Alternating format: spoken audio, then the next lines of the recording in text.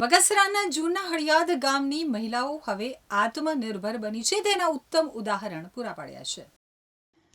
અમરેલી જિલ્લાનું છેવાડાના બગસરા તાલુકાના જૂની હળિયાદ ગામે મહિલાઓએ આત્મનિર્ભરતાનું ઉત્તમ ઉદાહરણ પૂરું પાડ્યું છે.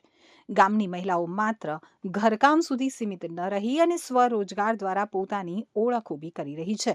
ખાસ કરીને કુદરતી અને હર્બલ સાબુ બનાવવાના વ્યવસાયથી મહિલાઓ મહિને 50,000 રૂપિયા સુધીની આવક મેળવી રહી છે, જે ગ્રામીણ વિસ્તારમાં એક મોટી સિદ્ધિ ગણી શકાય. જૂની હળિયાદ ગામમાં રહેતા સુનીતાબેન રફાળિયાએ જણાવ્યું કે તેઓ 10 ધોરણ સુધી અભ્યાસ કરેલ છે અને હાલ તેમની ઉંમર 50 વર્ષ છે. તેઓ પરિવાર સાથે ખેતીનું કામ કરે છે, પરંતુ છેલ્લા 4 વર્ષથી ઘરેથી જ અવનવા પ્રકારના સાબુ બનાવવાનો વ્યવસાય શરૂ કર્યો છે. ઘરના રોજિંદા કામકાજ પૂર્ણ કર્યા બાદ હું સાબુ બનાવવાનું કામ કરું છું અને શરૂઆતમાં નાનકડા પાયે કામ શરૂ કર્યું હતું, પરંતુ આજે મારી પાસે 23 પ્રકારના અલગ અલગ કુદરતી સાબુ તૈયાર છે, તેમ સુનીતાબેને જણાવ્યું હતું. મારું નામ સુમિતાબેન શૈલેષભાઈ રફાડિયા છે. ગામ જૂની હળિયાદ છે. અમે છઠ્ઠી મંડળમાં મહિલા બહેનો બધા હળી મળીને કામ કરીએ છીએ. ઓર્ગેનિક સાબુ બનાવીએ છીએ, શેમ્પુ બનાવીએ છીએ, તેલ બનાવીએ છીએ, બધું બનાવીએ છીએ. પાપડ બનાવીએ, અથાણા બનાવીએ છીએ અને અમારું સેલિંગ કરે છે. હોલસેલને ભાવે અમે વેચાણ કરીએ છીએ અને ઓનલાઈન દ્વારા કરીએ છીએ અમે. અને આવકથી 50,000 થી 60,000 રૂપિયા તો ખાલી ખર્ચ સમય કોળું. કેટલા પ્રકારના સાબુ બનાવો? 25 પ્રકારના સાબુ બનાવીએ છીએ. ક્યાં બનાવો? બોડ મિલ બનાવીએ છીએ, પંચગવ્ય, ઉપટન, બેબી સોપ, લેમન, અરીઠા આમળા, નીમ તુલસી, એલોવેરા અને તો સુનીતાબેન દ્વારા સાબુમાં કેસુડાનો સાબુ, એલોવેરાનો સાબુ, ચંદનનો સાબુ, સુખડનો સાબુ, લીમડાનો સાબુ સહિત વિવિધ હર્બલ અને આયુર્વેદિક સાબુનો સમાવેશ થાય છે. આ તમામ સાબુ કુદરતી સામગ્રીથી બનાવવામાં આવે છે, જેના કારણે લોકોમાં તેની માંગ સતત વધી રહી છે. આ એક સાબુનો ભાવ 35 થી 60 સુધી રાખવામાં આવે છે, જેથી સામાન્ય લોકો માટે પણ તે સસ્તો અને ઉપયોગી બને છે. સાબુનું વેચાણ માત્ર હળિયાદ કે આસપાસના ગ્રામીણ વિસ્તારમાં જ નહીં, પરંતુ શહેરી વિસ્તારોમાં પણ થાય છે. હોલસેલ તેમજ રિટેલ બંને માધ્યમથી વેચાણ કરવામાં આવે છે. આ ઉપરાંત સમગ્ર ગુજરાતમાં ઓનલાઈન અને ઓફલાઈન માધ્યમથી પણ આ સાબુ પહોંચાડવામાં આવે છે. આ સાબુના વેચાણથી હું મહિને અંદાજે 50,000 રૂપિયાની આવક મેળવી રહી છું, જેનાથી મારા પરિવારની આર્થિક સ્થિતિ મજબૂત બની છે, તેમ સુનીતાબેને ઉમેર્યું હતું. મારું નામ પારુલબેન જિગ્નેશભાઈ ઢોલરિયા, જૂની હળિયાદ ગામ. અમારું ગામ નાનું એવું છે, તેમાં બધી બહેનો સારા ઉદ્યોગ કરે છે. કોઈ સાબુ બનાવે છે, કોઈ અથાણા બનાવે છે, કોઈ પાપડ બનાવે છે.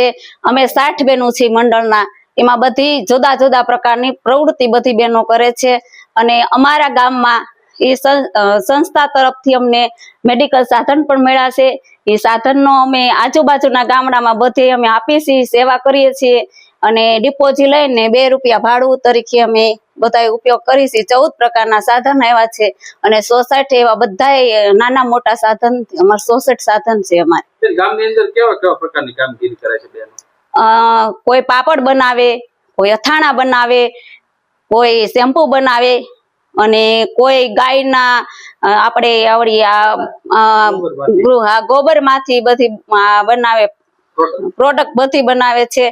અને બધા સાબુ બનાવે છે, ગુલાબનો છે, પછી ફિનાઇલ બનાવે છે બેનું, પછી વાસણ ઉટકવાનું બધું બનાવે છે. વેચાણ બધી બેનું આજુબાજુના ગામડામાં કરે છે, પછી ઓનલાઈન કરે છે, ઓફલાઈન કરે છે. અને જે બહેનોને જ્યાંથી ઓર્ડર આવે કુરિયર દ્વારા કરે છે. બધી એ રીતના બધા બહેનો કરે છે. મહિને બધું આપણે કાઢતા અને આપણે 50,000 થી 60,000 રૂપિયા જેવું બેનો કામે છે.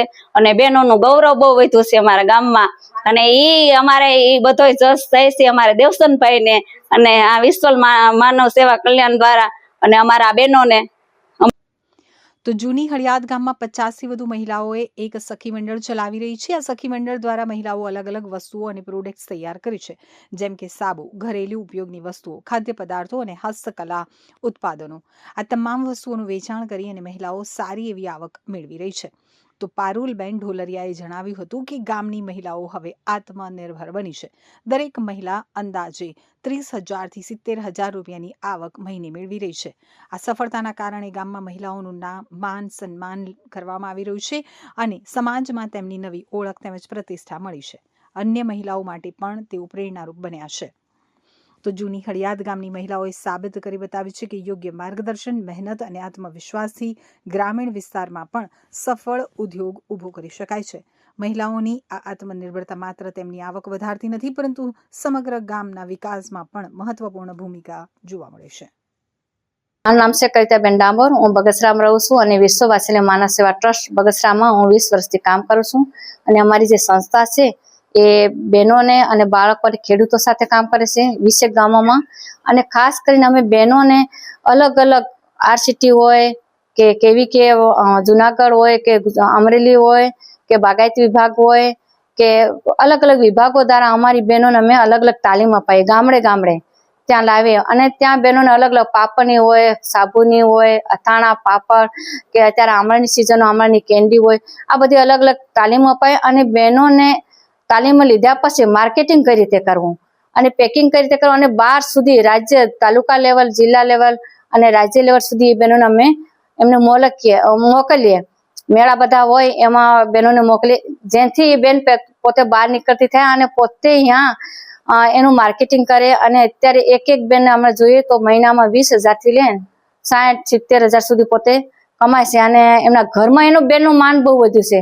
ખાસ તો પેલા બેનને એના ભાઈના નામથી ઓળખતા હતા, હવે બેન થી થાય. એટલે બહેનોને પોતે આત્મનિર્ભર બન્યા અને એને પોતે એમ થાય કે મારું એમ કે સમાજમાં મારી ઓળખ થઈ. એટલે સંસ્થાનો ખાસ હેતુ આપણો એ છે કે બહેનો પગભર થાય, હાથ લંબાવે નહીં અને પોતાના બાળકોને પણ એમાંથી કીધું ને મેં ડોક્ટરો બને, એન્જિનિયર બને. અત્યારે બહેનોને બહુ ખુશી છે અને સારું એવું કામ કરે છે બહેનો.